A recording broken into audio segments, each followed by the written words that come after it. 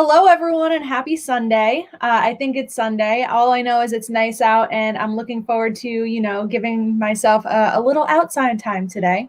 But before that, we are going to be talking about web series today on our live. I have the behind the scenes producing crew, director of photography, writers, whatever we're going to call it, from Tipping Point web series here with me today. And we're going to talk a little bit about the process of, creating a web series from pre-production to posting. So without further ado, I'm going to bring everyone in and then I'm going to have them introduce themselves. But let's say hi to John, Nick, and Sophie. How are you guys doing today? Good. How are you? I am good. So what I'm going to do is I'm going to have you guys introduce yourselves. Can you guys all hear me?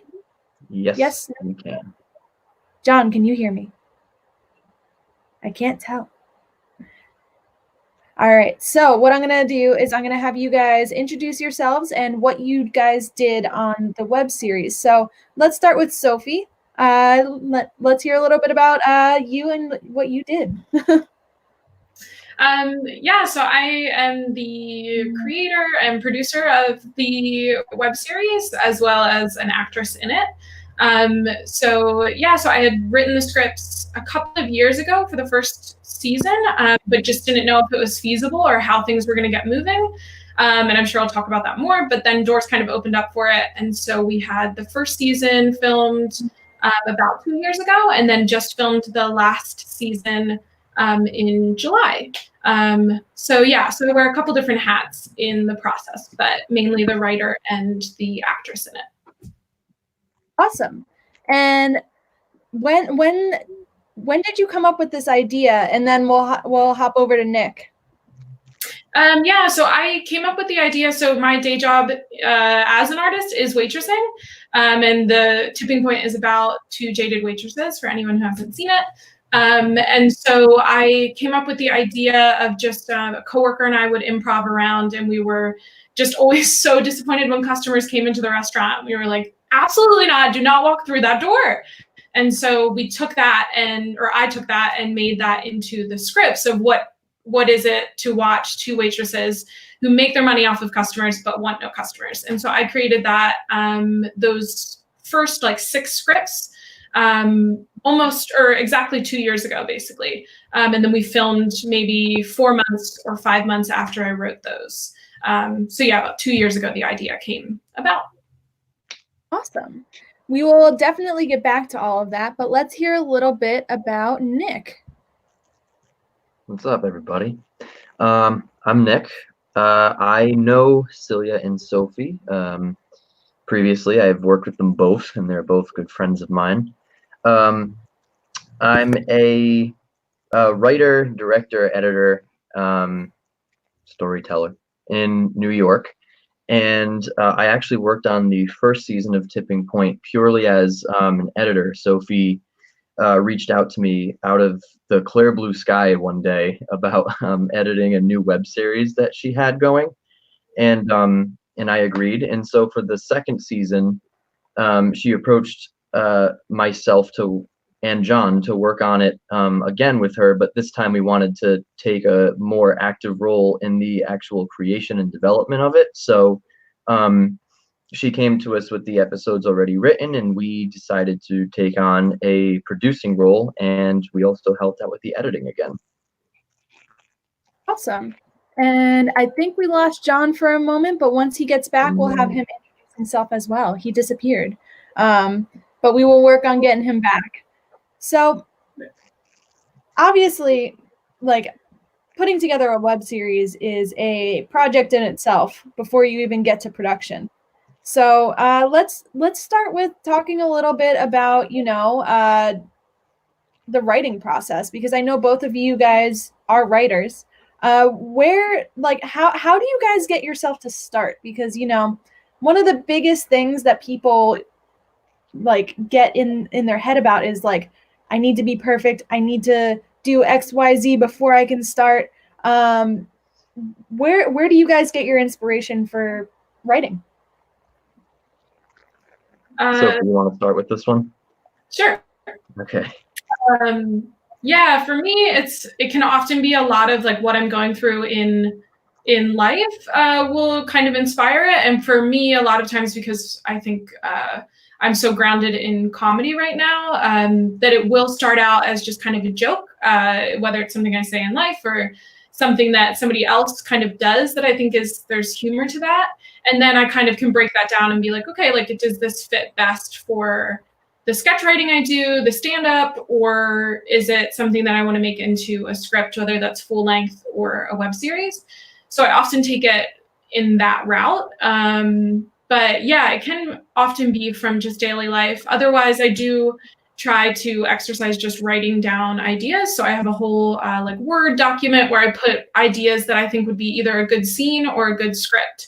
And then I always kind of have those if I'm like, I'm lacking inspiration, like right now in quarantine, I have so much time to be writing because I have a couple classes and stuff that I'm writing for, and that's great. But for my bigger projects, I can dive into that Word document and see what I can take from there to start new projects.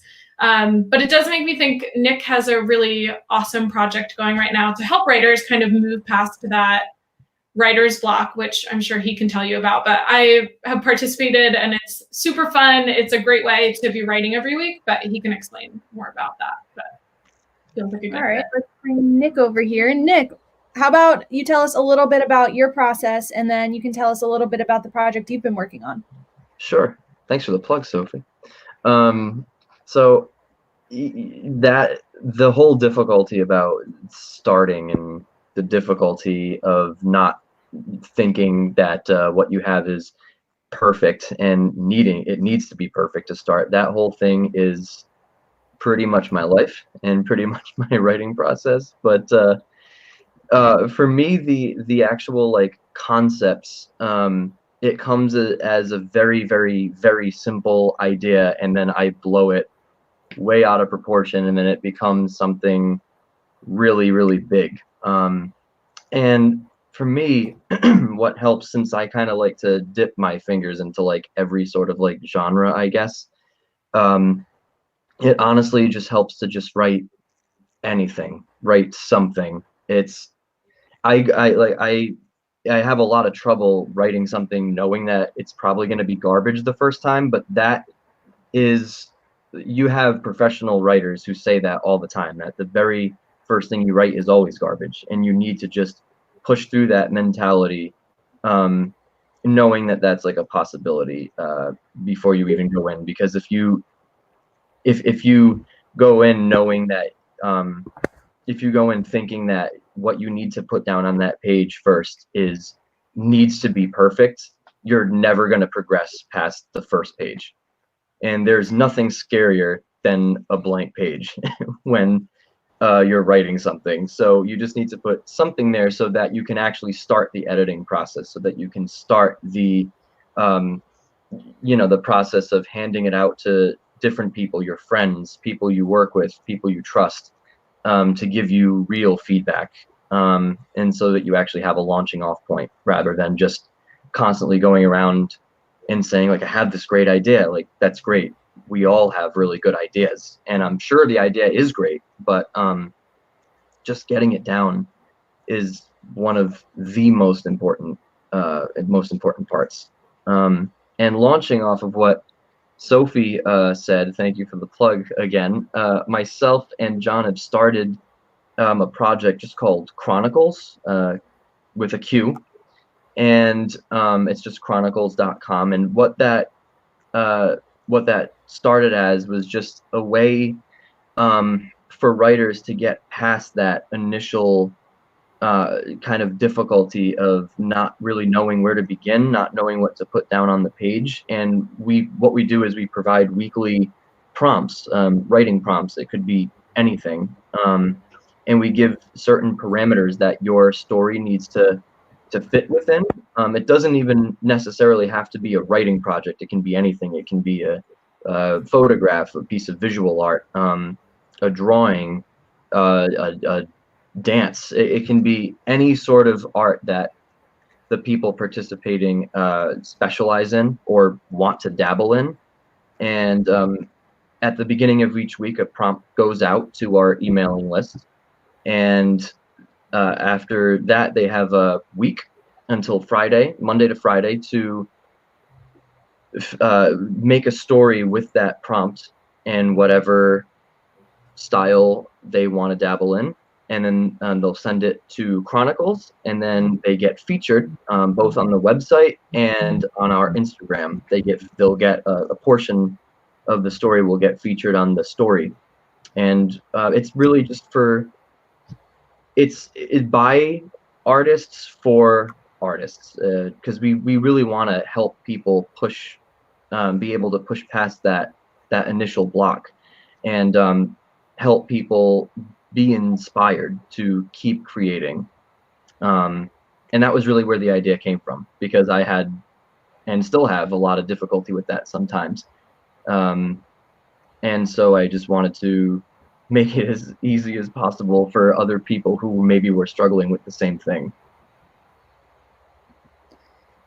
Awesome. And we also have John. So John is back. John, can you hear us? Hey guys, sorry about that. Nope. My name is John. I am a fellow film creative. John, tell us a little about yourself, and then we'll hop back in. Okay, so I am a fellow film creative. I went to Sacred Heart University for film and television, and now I work in a variety of freelance videography, and just love working with different creatives here in the city and around the country when we get those opportunities. And thank you, Sophie, for that plug for Chronicles, and thank you, Nick, for giving us that explanation on it. Well, now that we're all here, we're talking a little bit about writing, in case you weren't, keeping up with us, John, because I know you were trying to get back in. So we discussed a little bit about how you guys come up with your ideas, but bringing that idea from the paper to the actual screen is a whole other process. So I know that Sophie obviously spear-pointed season 1, but you guys were all involved in season 2, and I was also on set for one of the days. So the first thing I want to ask, I guess this is directed to Sophie, is how did you go about casting? Because I know that you have involvement with acting in this as well, but there's also a laundry list of different recurring cast and one-off characters that have taken the screen. Yeah, so I'm sure casting for some people can be a very difficult thing, and it definitely wasn't the easiest. Obviously, I cast myself, so that part was easy. But yeah, season 1, I wrote the scripts for the coworker and I that I mentioned earlier, that we would like improv around and be these two like high maintenance waitresses. And so I wrote it with a guy in mind. It would be me and this character who would be a guy. And then I was currently in classes at UCB at the time. And so that's where I met Karma, who is my co-star, who's fantastic. And we kind of got into a conversation, and I told her about this web series idea. She really enjoyed it. I sent her the scripts. And from that is how I got kind of our 2 leads that we followed through season 1 and season 2. And then the rest of the people you see are a lot of people that I met through Upright Citizens Brigade, through classes I had. Some of my coworkers who are artists at the restaurant that I was working at the time. And then like second season, I have my dad in there. And so casting was like, definitely to find, to be able to pick our days that we have to film based on the location, and then find people that filled that slot. That was probably the difficult part. But I was lucky to have a lot of connections that I had kind of built over the years. And just filming in New York, it's easier said than done. It's definitely, I know for myself as an actress, I'm always looking to jump into opportunities that happen into New York with filming, because it is a theater-based city a little bit. I think that's changing, but yeah, so I was lucky to get basically my friends and then a few like connections into the casting. It was a lot of sliding into Instagram DMs for the most part. I really like how you kind of used your network and the people that you know to incorporate them into this project? Because I know that one of the biggest things for people on set and on crews and, you know, out and about in our collective industry, networking is one of the number one things that, you know, is going to lead to future jobs, future projects. And I think that it's great that you included all of these people in the casting process. Yeah, I got really lucky. I mean, even I had no idea how I was going to edit it. That's not a skill that I have or that I even really touched on in undergrad. And so I didn't even have to play a game of it. I was like, okay, who's someone I know that's talented? And Nick came to mind, and the rest is history. So we talked a little bit about casting, but how did collective you guys approach, I guess, season 2? Because I know Nick and John were more so involved in the planning process for season 2. I don't know who wants to jump off with that, but obviously there were scripts created, but how did you turn it from a script to a plan? Who wants to jump in first? John, you want to go? You haven't had the chance to speak much yet. Sure. So first things first, Sophie had sent us these scripts. We read through them and we loved them. So my first process when I go into a script is, I don't know if this is the orthodox way of going about it normally, but I just start drawing. And I'll just honestly kind of try to visualize what I'm reading and then draw it into like a rough storyboard. So that'll just kind of be like putting like squares on a printed out copy of the script, drawing little stick figures, and then once I kind of know what we are looking to do, I'll draw out a plan, and then I'll present it in a production meeting to the writer, director, producer, the full team there. And it's kind of see what from the product has been realized, what we still want to include, any new ideas that might pop up as that time goes on. And then I always try to leave those meetings with like a better idea of what the vision is.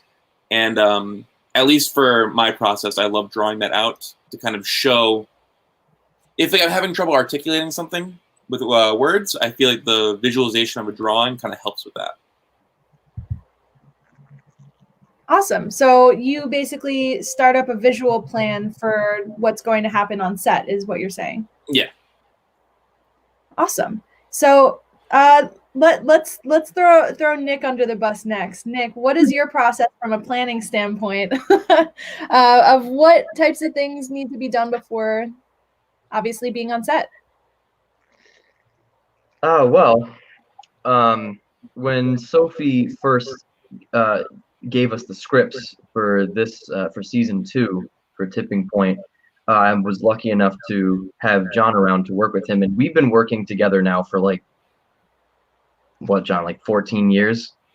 And we went to middle school and high school together, and that was actually the very first point of our friendship, was learning that we were both kind of into production at an early age.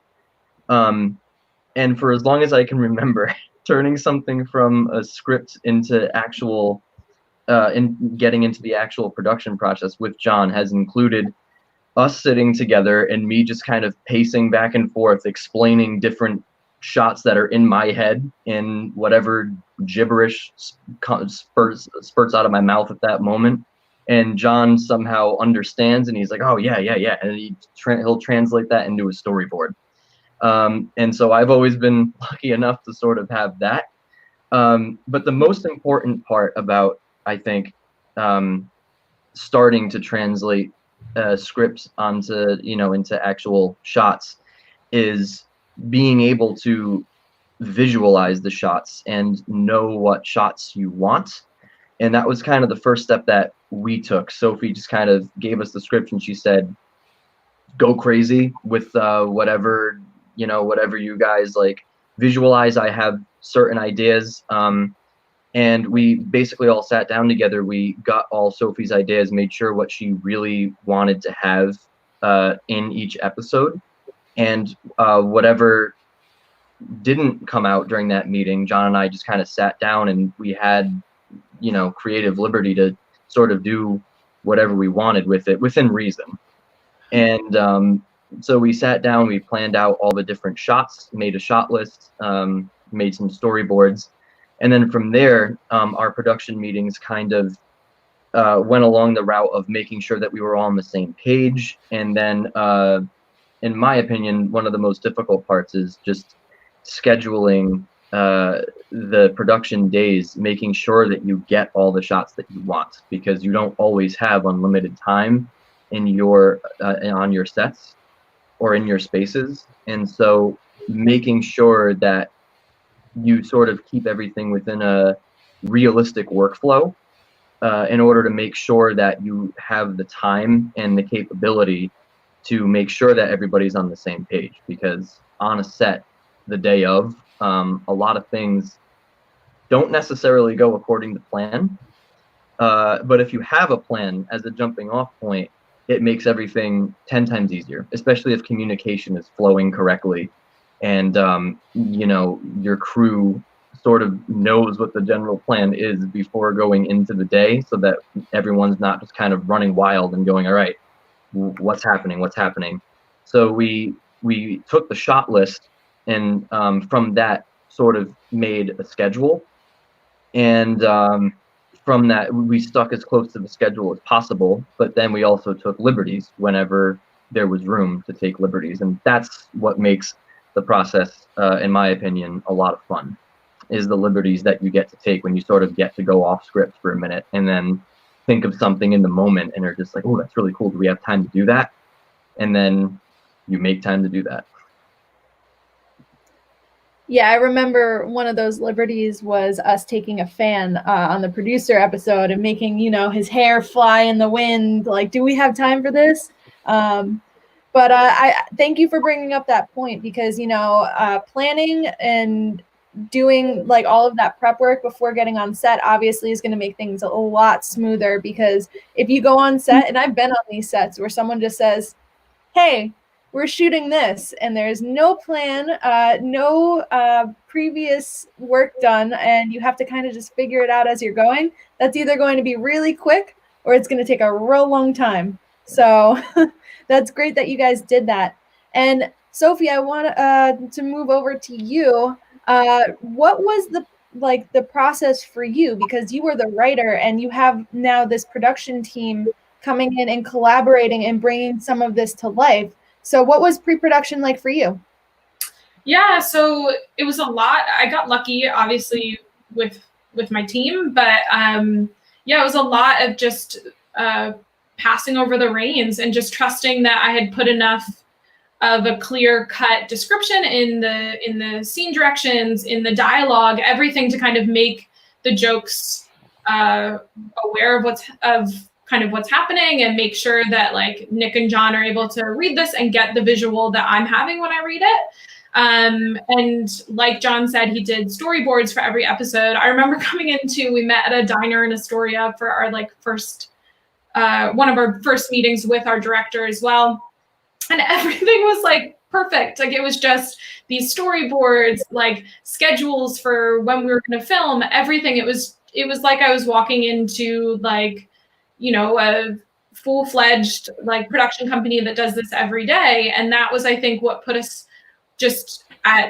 me at ease in pre-production, of knowing that like we were all in this because we love this and we're treating it professionally, because whether it's a web series or it's a feature film, it's still exciting. It's still an amazing learning opportunity to be doing something like this, because not everybody gets the opportunity to do that. And so I knew what kind of a blessing it already was, but the guys just put my mind completely at ease. So I got lucky in pre-production, and Nick and John also have the same sense of humor as me. So I felt like they really got that. And they're both like such good,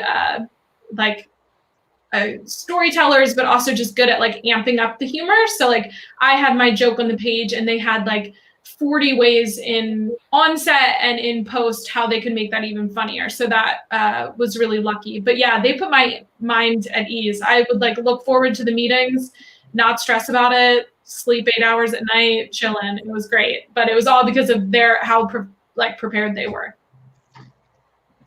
I'm glad to hear it was a nice, smooth process for all of you guys in pre-production, because sometimes it's not. But I want to touch on something that you brought up, and I think it would be an interesting answer to hear from you guys. But comedy, and in terms of like timing and making sure jokes hit, is super important. And if you're not familiar with, you know, how to make that happen on screen, your joke might fall flat. So what did you guys have to do between obviously the script, the planning, the shots to make some of those things happen? And whoever wants to jump off with that can jump off with that. No one wants to jump off with that. I'll jump off. Well, it's funny because a lot of what I naturally am attracted to in terms of my own work are like drama stories. But in my real life, and John knows because I've been friends with him forever and I live with him now, all we do for like 90% of the day is joke around with each other. It's all I've constantly done like my entire life. And so we have, I would say that when we took Sophie's script with the written jokes in it, I think when we were going through it, we both kind of worked on it separately at first and then came together to go over like our shots and our storyboards and everything. But one thing that we actually both did was we circled the jokes that we had like a bunch of ideas for visually, and then we just sat around and like had meetings ourselves just about how we could sort of tell this or amp this joke up with visually and with audio, because I mean that's where a lot of the highlights with jokes come from, right? I mean sometimes all a joke needs is for someone to deliver it in a hilarious way, and I mean many times even on set the actors delivered a joke that I hadn't really fully recognized when it was only written. And when that happened, that was one of those awesome moments when we were just like, oh my God, that's hilarious. We need to do this again. And then we need to make sure that we get it like this way and then like, or this way. And when we were all sitting down together, sometimes like me, John, Sophie, and our director, Denise, would all kind of do that same thing. We would be like, oh wow, that's hilarious. I didn't really think of it that way. Like, let's go back and circle back to that. And then you get on set and then like a lot of things just become obvious that weren't necessarily obvious when you were only looking at words. So I mean, since like timing in comedy is everything, the interesting part I think with this to figure out was which jokes and which moments were better, were more better amplified like situationally versus whether we would amplify like the way that it was delivered. Sometimes just a situation by itself is funny, so you want to make it as you want to make the visual aids as much as possible to really kind of hammer it home and maybe go like the extra 3 miles to make sure that it delivers. And that is, I think, part of the fun. A lot of that comes in the editing process too. A lot of the audio aids, we added some lines post production that weren't even in the original script, but it just made so much sense that it just aided the story so well that we were just like we need to include this because it just makes it just like provides that final punch. Yeah, I mean, I John, do you have anything to add? Yeah, I mean, I think the one thing about when you're in post is one of the things that I was going to mention when I got thrown off of the call there earlier was that when you're working on a production, it's like you're that nervous kid at the front of the pool. You need to get your feet in there to swim. And I think that goes along with post-production as well, is that you just kind of have to try a bunch of different things. And I think what really lent us a lot of good was Sophie's script already has a great material, and it allowed us to kind of really try out a lot of different things, which I think is one of the most important things with improv, is that just leave it open for a lot of different possibilities, so that the people you're working with, people you're performing with, they're able to kind of go full-fledged and swim around with that. And I think with post-production, obviously, like, you only have so much content that you shot and recorded from those production days, but it's a matter of finding the ways to complement the work that everyone has put in to make that content and really putting it on like a highlight reel of sorts. So once you have your final product, you have like the best content that everyone has put forward. Do you have anything else to add? I was just gonna say, I think a lot of what both of the guys have said does go back to that detailed schedule that they had, that we really followed by when we went into set each day. So we had filmed for 3 days, which in the grand scheme of things is not that much time for 5 episodes. But in the first season, we had filmed for 2 days with 6 episodes. And so it was a very like stressful 2 days, first season. And second season, there was definitely stress and different things that popped up just because that's life. But for the most part, we were very efficient with our time, and we were able to see like, okay, we know this is going to be a fun scene and a fun joke that we want to highlight. So let's make sure that we can get a lot of takes of it, because of course we want, you know, for multiple different reasons, you want to have multiple takes. But specifically for the actors, that was great because they get to play around. A lot of these people that were on set are improvisers or comedians in general. And so they want to play around with it and know that they could deliver the joke in multiple different ways. So yeah, a lot of that fun came from just being very organized and setting ourselves up for success. And that's awesome because, like I said, a plan really does help the production day, because, you know, if for some reason you can't get in somewhere on time or someone's late, you have things that you can move around. And I saw Nick laugh on that one because I think those happen. Those absolutely happen. Yeah, you have the flexibility to be like, okay, well, this person's not in this scene, let's move this up, if you have a plan, instead of being like, all right, now we're going to sit here for 3 hours until, you know, this person shows up, because we don't know what else we need to do. Sophie, I have a question for you. Yeah. How did you pick the location for this show? Yeah, so it's probably annoying to hear me say I got lucky, but I got lucky. Yeah, so that being said, when Karma and I first kind of actually were starting to talk about this web series and be like, I think we could do this. And it's a very vulnerable place to be in, because it's like, yes, I want to, you know, I am pursuing writing, I am pursuing comedy, but there's always that little voice in your head that's like, well, why these scripts? Are they funny enough? Are they good enough to be like on the internet forever? And that's kind of the perfectionist, I think, in me a little bit. And so part of that was just like, okay, I have this person that's interested. Let's push in and see if we can do this. And some of that was just like watching doors open a little bit and just taking that as a sign, like, cool, I'm moving forward and I'm making this happen. And so I had done a lot of research into locations, and it's a lot of money, I'm not going to lie. So I had looked into just knowing myself and where I was at. I looked into the restaurant that I worked at and a coffee shop that they own, and looked into what that might look like. And it meant a lot of filming at night.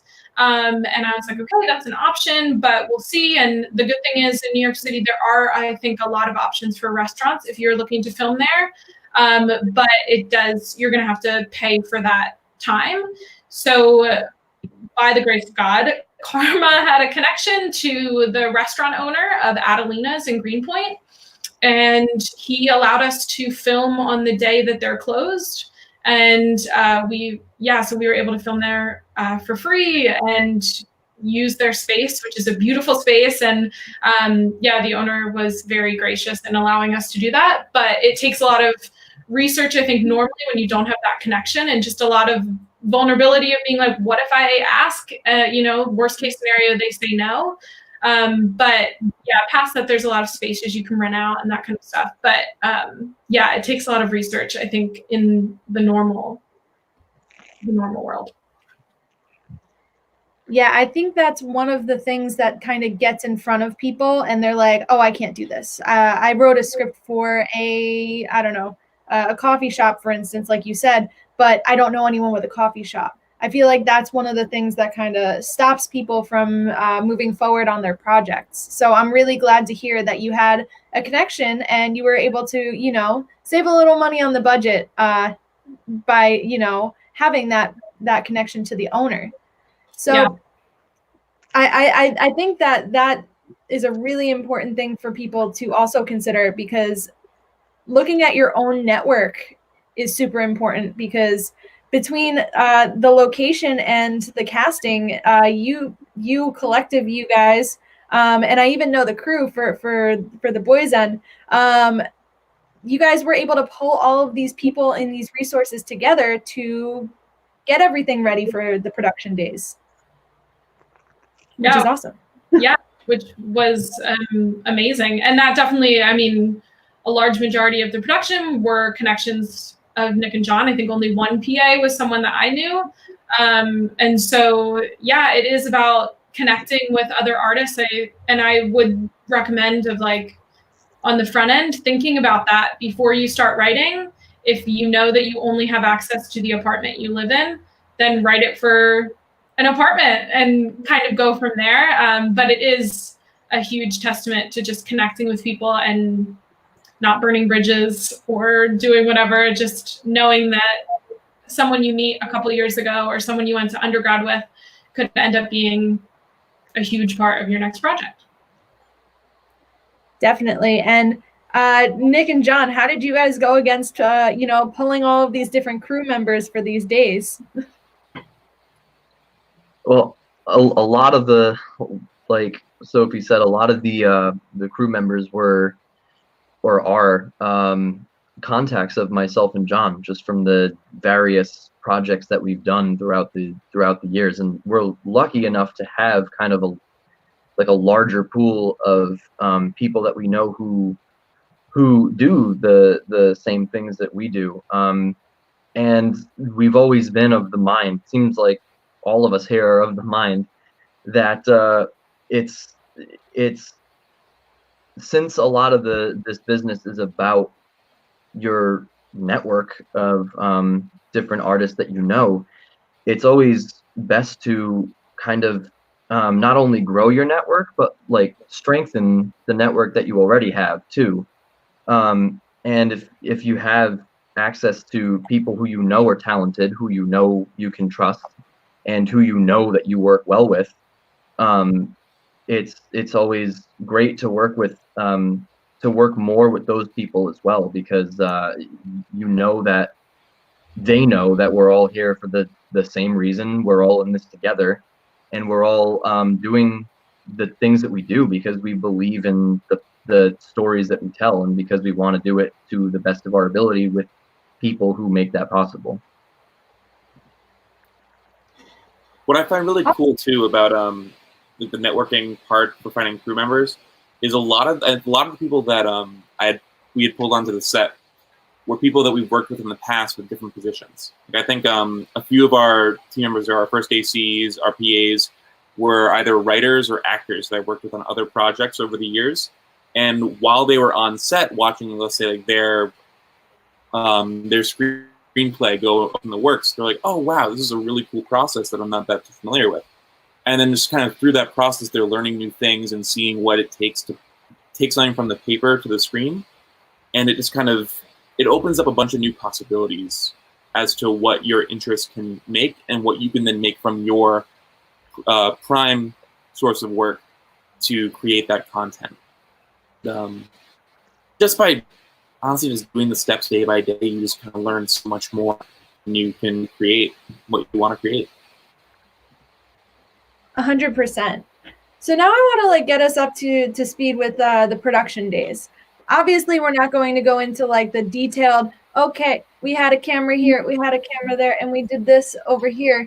But I was wondering if you guys could, give me a couple of your fondest memories from like the actual production days on set.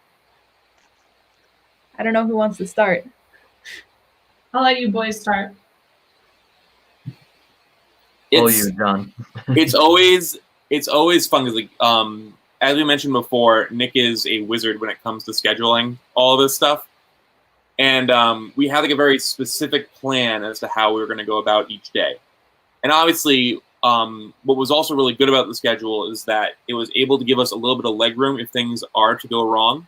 I know there was at least 2 days where our parking was very limited. And essentially what we would do is I would pull the car up, we'd drop off all the gear, and our team was very great about setting stuff up. And it would then take me like an extra like 30 minutes just to find a parking space in the area because Greenpoint has so much great stuff. There's a lot of people who are there who are busy and going about their day. And as soon as I'd find the parking space, I'd come back and all of the gear was already all set to go. And our team was very good about getting all of that ready. As far as on set, I would say for the most part, we were able to keep everything on schedule to a T. We did have some things like with the heat where we had some really hot July days. So we'd have to find kind of like a system where one of our PAs was making sure that the fan was running at certain points where it might be getting extra hot and how to hide that from being too big of an issue in the production process. And also, our catering was fantastic, might I add. So thank you, Sophie, for that. So we always had a lot of stuff to kind of look forward to and to work with. And like we mentioned before, Adelina's was a great spot because it provided us with a lot of light and just a beautiful background for all of our actors to perform on.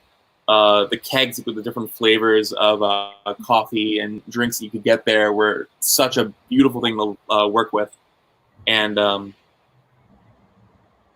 it's just a great thing. Yeah, I remember the day that I was there, John was gone for like 45 minutes trying to find parking.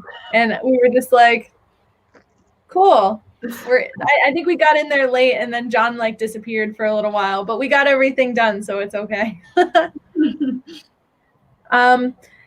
wants to go next? Sophie, do you want to go next or Nick? Are you waiting for bated breath, Nick? No, all you. Yeah, I just since you asked the question about casting earlier, it made me think of one of the days we were filming. I had the hardest time getting this one role filled for our episode called The Producer. And I had reached out to, that's when I used Connections with Connections, because I wanted someone that looked, I wanted a guy who looked a little bit older because my dad was also in the episode. And so I wanted someone who, you know, wasn't like, you know, a 12-year-old, not to insult men in their 20s, but like a 12-year-old, like, looks like he's like this huge Hollywood producer. I kind of wanted it to look like, you know, someone that you would actually expect, like a middle-aged man or something. But my connections in that area are a little slim. And so I had a couple people that were kind of lined up, and one of them booked something, which is very exciting. And then another one went to the hospital. Like, there was so much that happened. And so the day before we filmed, I got one of my coworkers, who is who you see in the episode, to commit to it, who Wade, he's fantastic. And he came in and just brought a whole different look to what the producer was in my mind. I thought the producer was going to be a suit-wearing middle-aged man, and it ended up reading as this kind of like really hip indie producer. And I think it just made the episode so fun. That's when we got to like what you were talking about earlier with the fans, just having such a fun time of playing around with if like this is true of what this producer looks like, what else is true in his kind of world. And so really changed up the episode from what it was in my head, but for the better. I love Wade as the producer, and it worked really, really well, even if up until the day before, I was very stressed out about finding someone to play this role. But yeah, but it worked out. It also helped that I knew like that we also had Nick and John, that I could just be like, okay, can we be down on one person on the camera and flip them into the scene, which is a nice backup to have. But yeah, that was probably my biggest memory, that was stressful but turned out great. So. Awesome. And Nick, what about you? What are some of your fond memories from the actual production days? A lot of the my most fun memories come from just like random moments on set. Like we'll be in the middle of filming something and then a take will end and then someone would say something ridiculous and it would just like kind of ease the tension completely in the entire room. Like I know that one of those points was when John was kind of remembering something that he thought was from, what was it, John? Like the Fresh Prince of Bel-Air? Yeah. There's a lyric in the Fresh Prince of Bel-Air rap, which I think it's Jazzy Jeff and Will Smith. And I was just remembering this lyric, but it's not in the copy that plays before every Fresh Prince episode. So I was trying to find it, and I just couldn't find this lyric, even though I knew it existed. So there was a point one day where I was just singing it over and over and over again with like a weird voice. Like, what are you singing, John? I was like, I think it's from Fresh Prince, but I can't find it. I know it exists somewhere. But it just goes, I don't think so. See when I get there. And no one knew what I was talking about. He just kept saying it like over and over. And one time we were setting up a shot and I was just like, oh, do you think this is going to look as good as we planned maybe? And he was like, oh, I guess we'll see when we get there. Like, what the hell is that? And then we were all kind of like, by that point, like our director started saying it and then Sophie started saying it. And then some actors that we like didn't even know were saying it. And it was just like, what's going on? And it was just like, that was one of the, like, it's moments like that stick with me the most. It's just kind of like random things, none of which you can kind of plan for beforehand. And it's just like one of my favorite moments too is the second day of production when Sophie's dad was there. Sophie, your dad is like one of the funniest guys I've ever met. And it was just God, I love your dad. He was just, I mean, Celia, you were there too. He would say like these random things so sincerely, and it would just be so funny. And his like performance was just, the performances that he gave, like especially in the producer episode, was just so like sincere, and that just made it so much funnier. And going along with that, just like meeting all the different actors, like meeting the people who I didn't know before, just kind of like expanding that network and realizing that like, wow, we're really similar. Like I can't, it's just like, yeah, it's New York. There are a gazillion people, but I can't believe we never met before. Just like different things like that, just like meeting different people and just like getting to know them and making them kind of like a part of your network. That's one of my favorite things about being on set, is just meeting all the different people that come together to do this.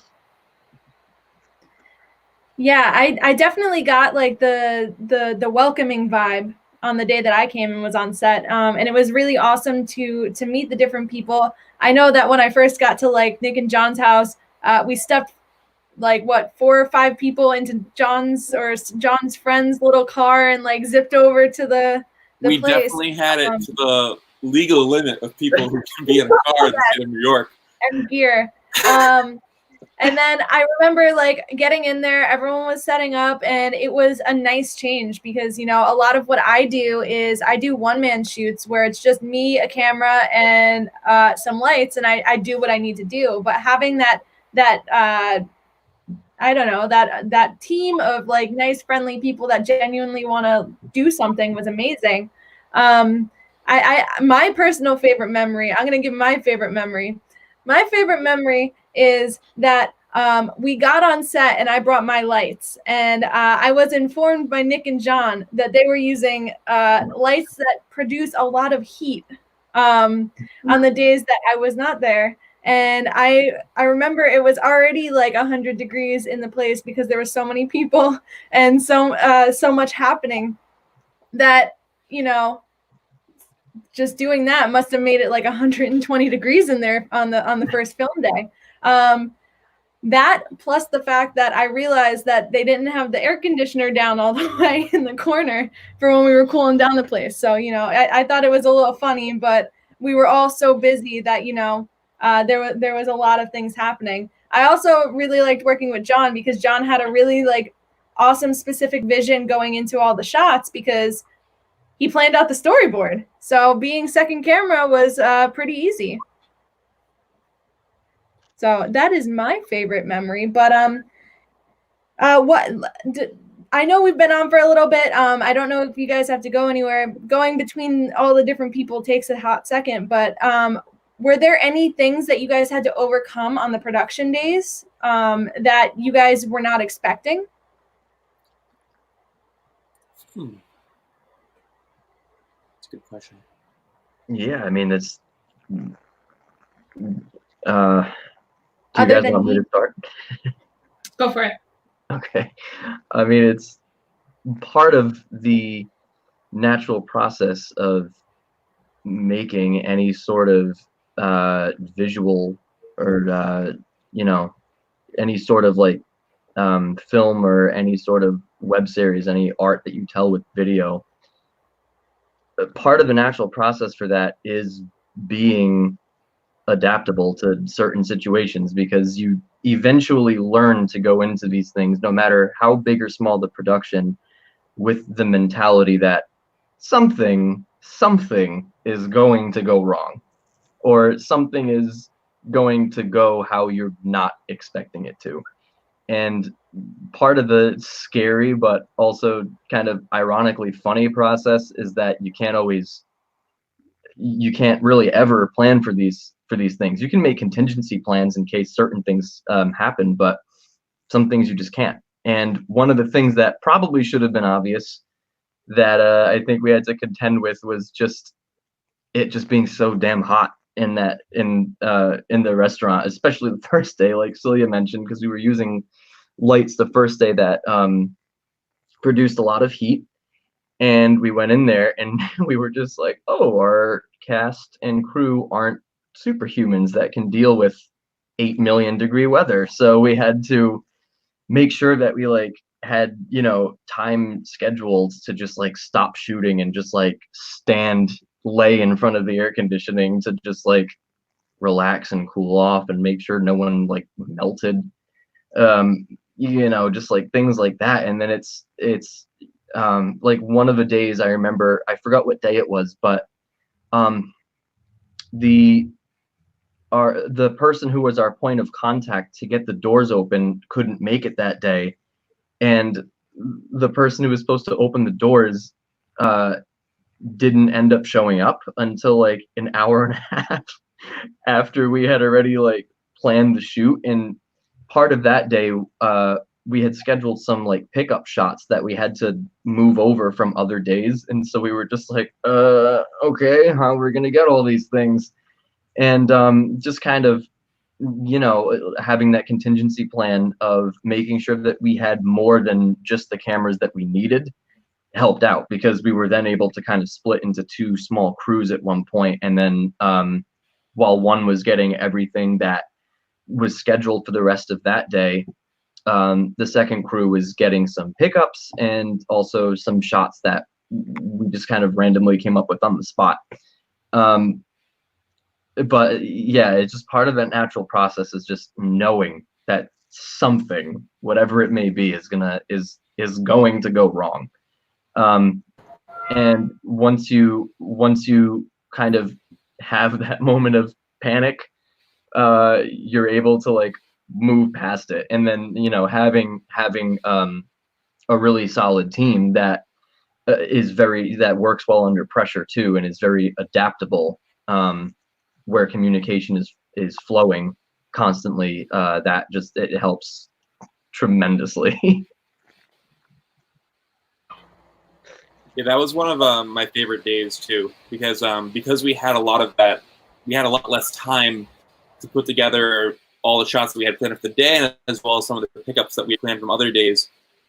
With that hour and a half less, we really had to come together as a production team, kind of figure out how we were going to cover all of that in one shoot. And I remember towards the end, when we were shooting the shots for the new girl towards the end of the episode, and there were a lot of kind of dynamic shots we were going for to kind of relay the feel for that episode. And there were just some decisions we had to make very quickly to make sure that we had everything covered. And I would just save certain like things for our first AC and for our PAs that they would need to do to help assist with the scene. And they were just very quick, like, yep, that's okay. I'll do this, I'll do that. And we were able to kind of pull that off against the odds. And I think even though we lost that hour and a half, I'm fairly certain that we ended up finishing on set a good 20 minutes before we were scheduled to leave.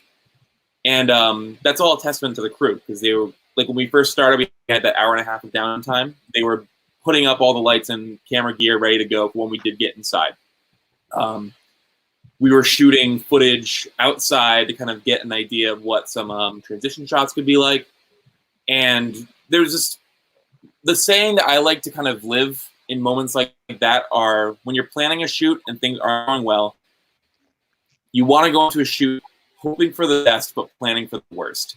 And I think because we had a team that was so on the ball and so knowledgeable of how the schedule had to go, how different things, what priorities were, what could take a back seat, we were really able to kind of take that situation that for some situations would be a disaster and really turn it on its head and make it exactly what we needed to finish the day out.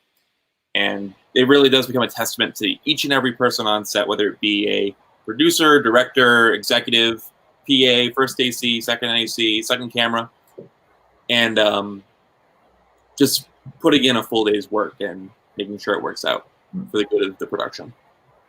And piggybacking off of what John said, I want to ask John one question, and then you can jump in. John, about how many people were on crew on a given day?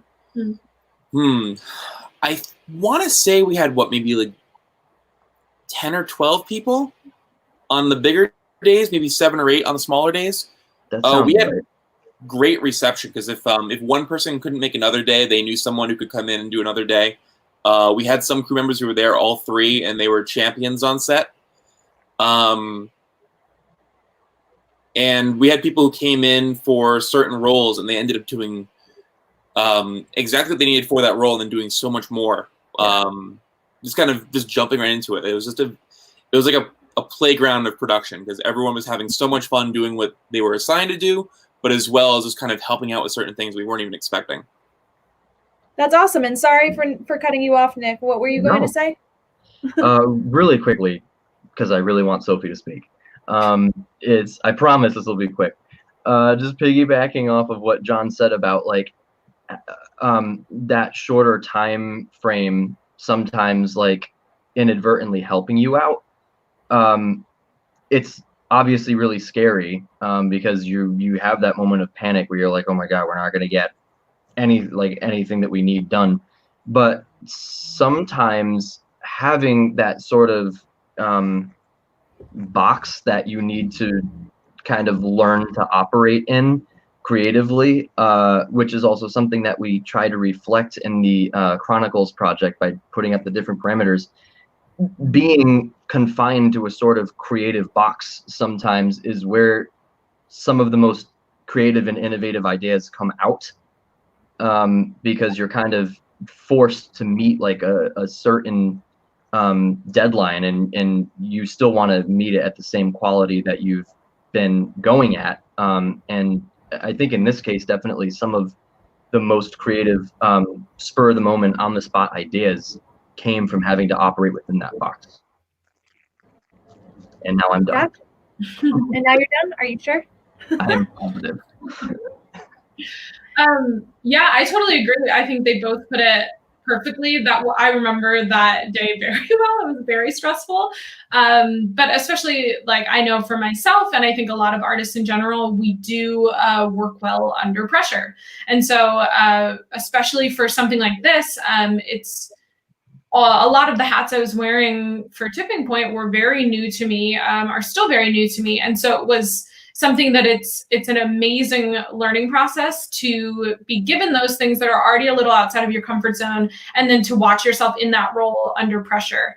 And so, like both of the guys said, we had an amazing team. And so we were all under that same pressure. We all kind of, you know, Nick and John are my co-producers on the project, and so I could wear that stress with both of them as that restricted time was happening, all of that.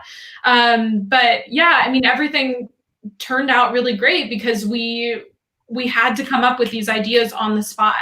And so that was kind of amazing to see. Like, even John, I remember coming up with ideas for the credits. You can watch the credits and you'll see we have like something that relates to the episode underneath the credits on a table. And so obviously we would film that at the restaurant on the tables. But with our time restraint, that was an idea that I believe, correct me if I'm wrong, John had when we were on set, of like, we're running out of time, we can do this separately. And we took this table or he took his table and created this whole set at home, that we were able to do that afterwards, which was a time saver. So there was a lot of things that we just kind of watched as ideas popped up during the day to save time, which was amazing. I love that you brought up that was filmed afterwards, because I wanted to ask you guys a little bit about what the post-production process was like for you guys, because obviously with comedy, you need to work on timing. I know whenever I shoot something narrative, I look back and I'm like, damn, why didn't I get a close-up of this? Or why didn't I get this shot? Like, so what was post-production like for you guys? Well, like you were saying, it's when you're in post, you have everything that you did during those days, and then you start to notice things that you wish you could add in. And I think that's natural. You can get every shot you could possibly want, and you're going to think of things afterwards. This is kind of the nature of how people think. But my mindset when going into that is, obviously, if you can't use the space you were originally in, you got to find creative ways to kind of add stuff in. So obviously, we didn't have the time to shoot these credit sequences while we were on set. So what we did instead was we just kind of grabbed like this table that I had, and it was an old dining room table that we were using at an old apartment, and then it wasn't needed at the place that we ended up moving to. So I just took the legs off of it, put it on the floor, and had set up kind of some lighting around it, and then had the camera angled over it. And we just kind of put in different meals, had like different gags going through to kind of just add that extra little oomph to a credit sequence to keep viewers watching. And I think it was like a nice little touch. It's just like it's a silly little thing that just kind of adds a little bit to the accent, to the personality of the product that you're making.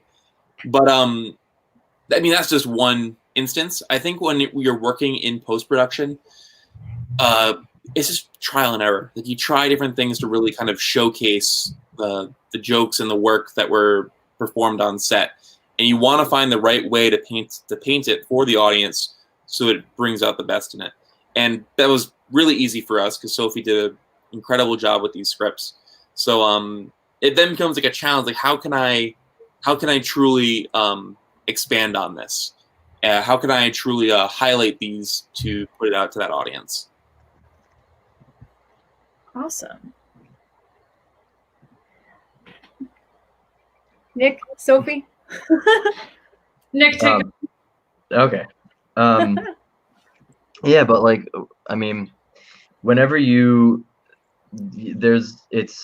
a very well-known and cliche saying about the industry, but they always say that when you're making something, there are three different stories that are told: the story that's written, the story that is made in production, and then the story that's edited in post.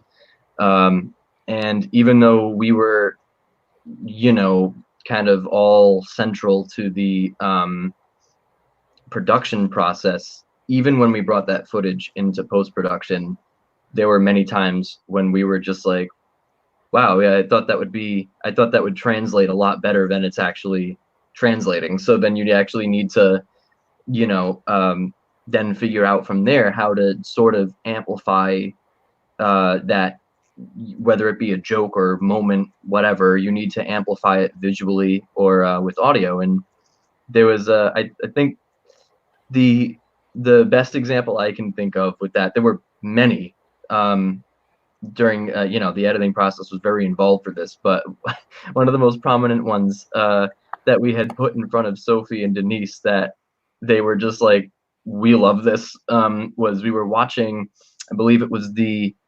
episode titled Mom Life. And there's a moment where the character of the mother is talking to her mother on the phone who's babysitting. I don't want to go too much into the plot, but we had to add, we wanted to add a gag with the phone call and actually add some sound effects and some dialogue that wasn't there at the beginning in the script and wasn't accounted for in the production process. But we were just sitting with it and we were like, this would, we think this would really like amplify this moment. And I think we were all in agreement that it did. And then there were things that you try that you're just like, wow, that sucks. And I thought it would be way better than that. And that's a lot of the editing process too, is just figuring out what works and what doesn't completely by trial and error. And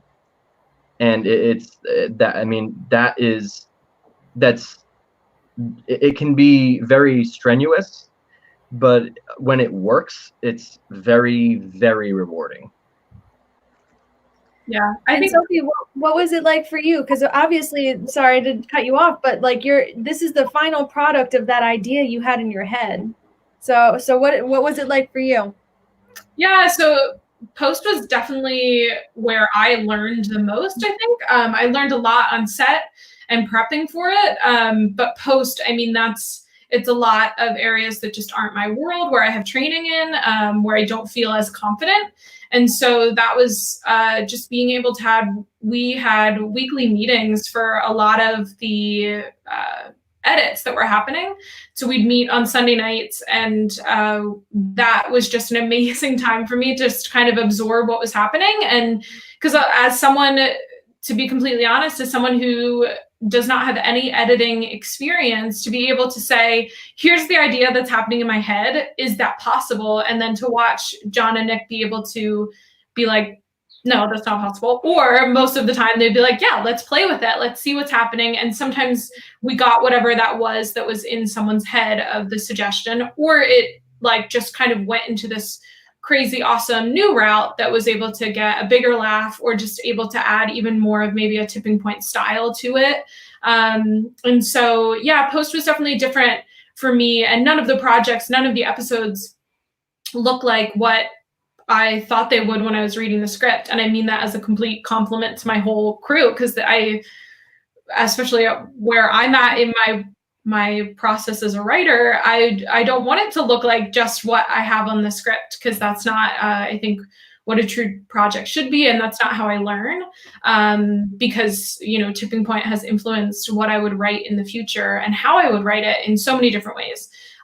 So yeah, post was amazing learning experience for me, and just really my time to absorb from Nick and John, and just to see, one, how much of storytelling gets told in post, which I think is an amazing lesson for a writer to learn, but also to know exactly it was a great collaboration, and what that, like Nick has emphasized, our communication was just really, really great. And so to watch, our director was also there with us four be able to communicate like that, and just watch something come alive, because of all of us just having different ideas and different things to jump in on, was awesome. That was just the highlight of my fall. Well, I'm glad to hear you guys had such a good time in post-production.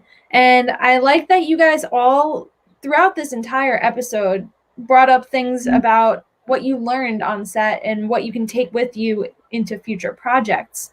I was wondering if you guys can, just where I want to go with this is like, if someone is trying to create a project, a passion project, whatever it may be, what words of wisdom would you share with them? Because I know that a lot of people, whether they're writers, whether they're people who work with cameras, whether they're editors, whenever it comes to personal projects or passion projects, they kind of see it as a back burner type project.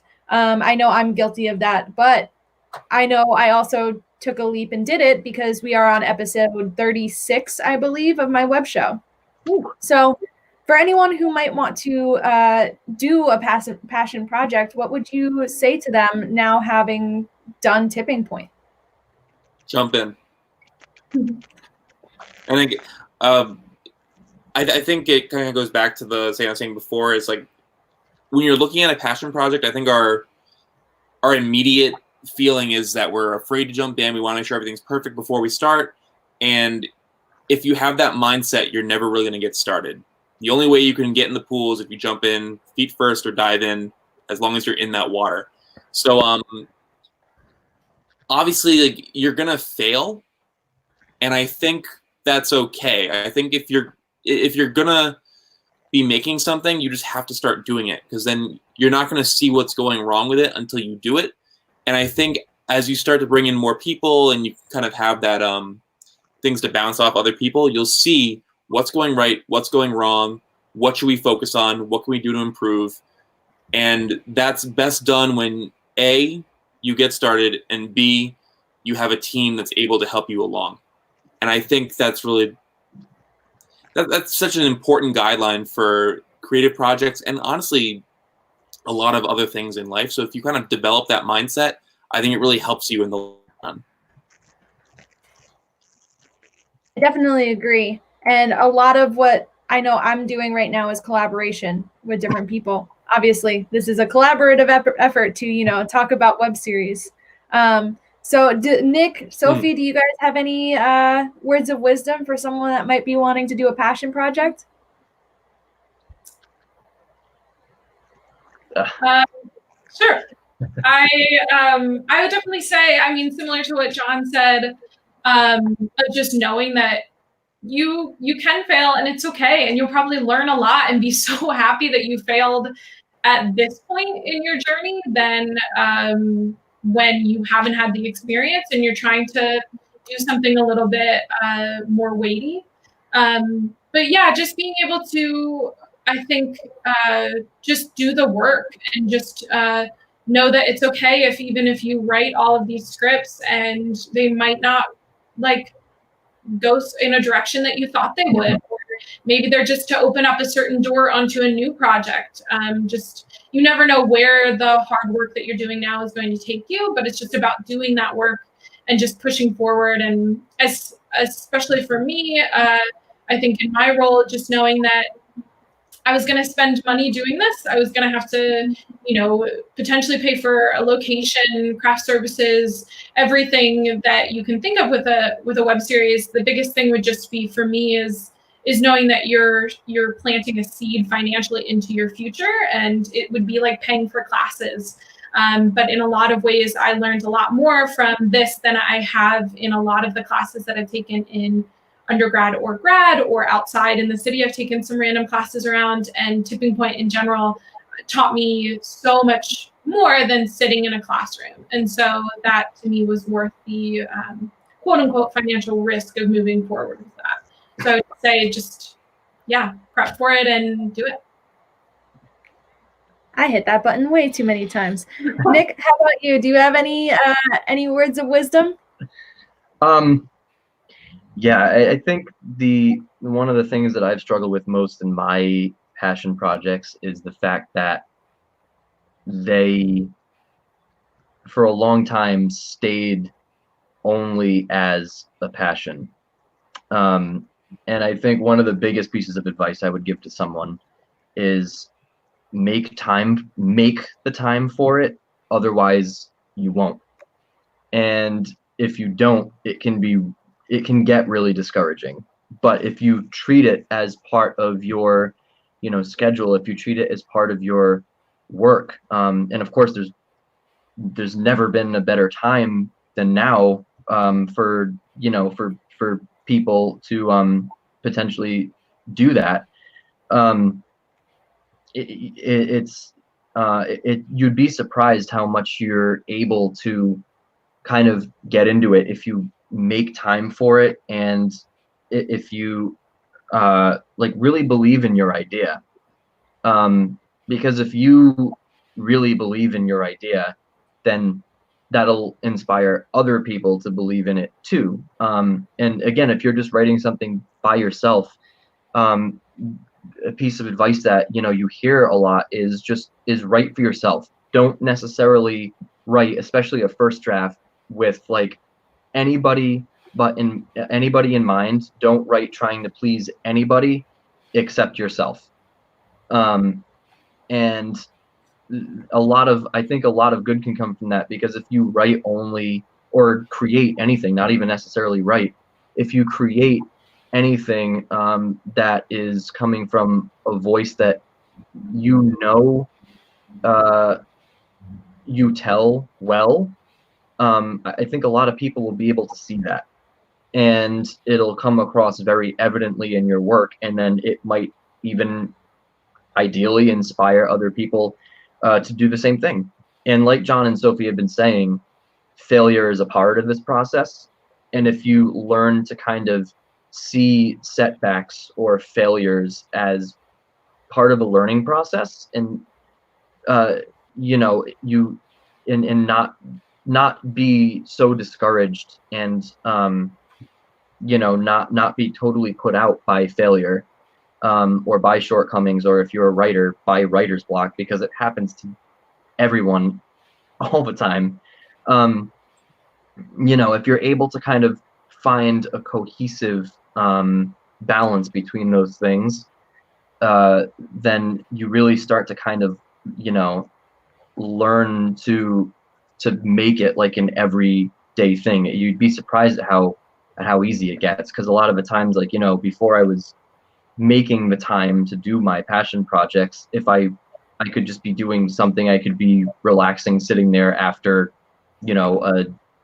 a full work day and full commute back home, and I would feel guilty for not working on anything that day. And sort of making time to do that helps you kind of like relieve yourself of that guilt. You feel like you don't have to necessarily feel that anymore. But yeah, it's a slow start, but as long as you make it through that slow start, it just gets easier and easier and easier, and then it stops feeling like work altogether. And that's sort of what you want it to be, I think. Definitely. I resonate with a lot of what Nick just said, because I'm going to add one or two things and then we will start wrapping up. But when you guys, well, I say you guys because I'm so used to like addressing the internet audience, but when people are trying to work on projects, usually like it gets placed under, paying the bills, taking care of the house, doing all of the things that you need to do, and it feels more like a want. But I know, as someone that kind of took the time to work on their passion projects during this pandemic, my mental state has been better. I've been less stressed. All of these ideas that I've had in my head, I've actually been working on them and practicing a new skill and doing all of these different things and networking and all of the things that we've been discussing here. Maybe not writing, because I'm not a writer, but I've been taking the time to work on all of these things, and it definitely has taken a weight off of my shoulders. And I have a feeling that any of the three of you guys would agree that it does have that that relief, because you get to use your creativity, you get to learn, and then whether it's in your actual, work as a professional or work doing more of these passion projects, the next one will be better, and you can plan better, and you have taken all of your experience and you can put it into the next project. So 100%. Adding my 2 cents, because I think this is the second time I've gone full screen. I don't usually go full screen on these episodes, but I'm trying to. We're here because of you, dude. That's true. I've been having a lot of like industry professionals in different industries, so it's a little less of things that I can speak to when I have a divorce lawyer on here. But with you guys, I am more familiar with what you do. But bringing the episode more so to a close, I want to hear how people can follow you guys and what projects you guys are working on right now. John, would you like to start us off? Sure. I'm honestly best reached on Instagram. My handle is john.col. I'll put that in the comments somewhere. I didn't put it on the screen I here. have it in the description. But right now, Nick and I are both working on a project called Chronicles. That's Chronicles.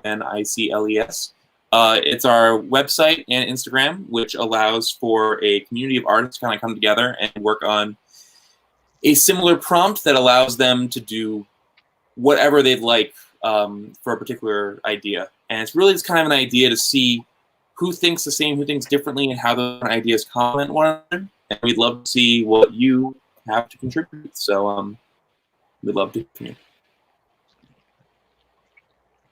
Nick, you want to jump on right after that? Because I know you're working on Chronicles too. Sure. I mean, we've talked about it a little bit, and so yeah, I mean, what John said, it's a community for different artists, not just writers, artists of all kinds, to come and kind of fill out the weekly prompts and then just tell any story that they want to tell within those specific parameters. And it's to really just kind of drive up engagement within our community and just get people inspired, especially during this time, which might be difficult for a lot of people.